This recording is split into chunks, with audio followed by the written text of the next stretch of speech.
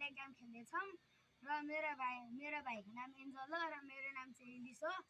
हामीले चाहिँ पहिल्यैदेखि यो बत्तल अड्डाको भिडियो हाल्ने भनिरहेको थियौँ र आज मेरो भाइ आएको कारण मैले र मेरो भाइले बत्तल अड्डा गर्दैछौँ। त्यही भएर यो पहिलाको बत्तल अड्डामा चाहिँ भाइले सुरु गर्छ। ल भाइ सुरु गर।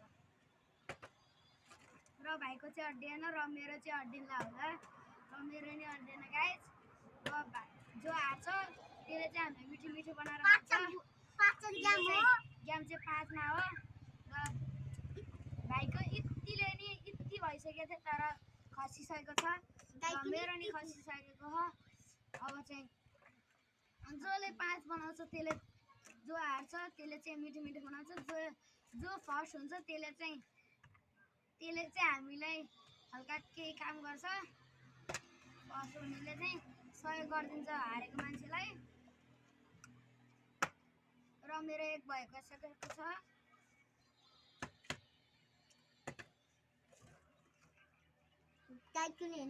अब हाम्रो पछाडि चाहिँ एउटा हाम्रो घरभन्दा उतापट्टिको बाटोमा चाहिँ एउटा बाँदर हिँडेको छ है गाइस।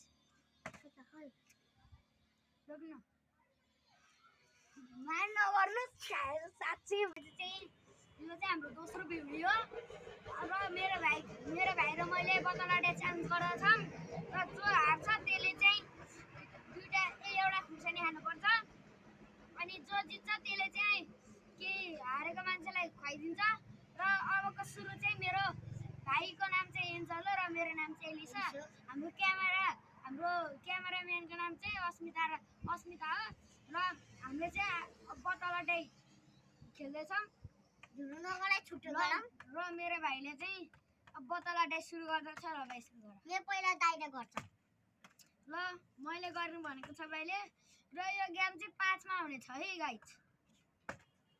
र मेरो नि अड्डेन गाइस, मेरो भाइको नि अड्डेन। अब चाहिँ लाग्छ कि मलाई मेरो भाइले जित्छ र म हार्छु। मलाई त खुर्सानी जसरी नै हानियो। अनि हाम्रो क्यामेराम्यान चाहिँ दुःख परेर बसिरहेको छ। अनि हाम्रो एलिसको पछाडि बाँदर छ एउटा उताको ह। अनि हामीले चाहिँ यो जुन पनि गेम बनाएका छौँ र अहिलेको स्विजरल्यान्डमा हुने गएको ब्युटी पार्लरमा गएर सबैजना त्यहाँ आइदिनु होला र आफ्नो सिट पनि प्याक गरिहाल्नु होला।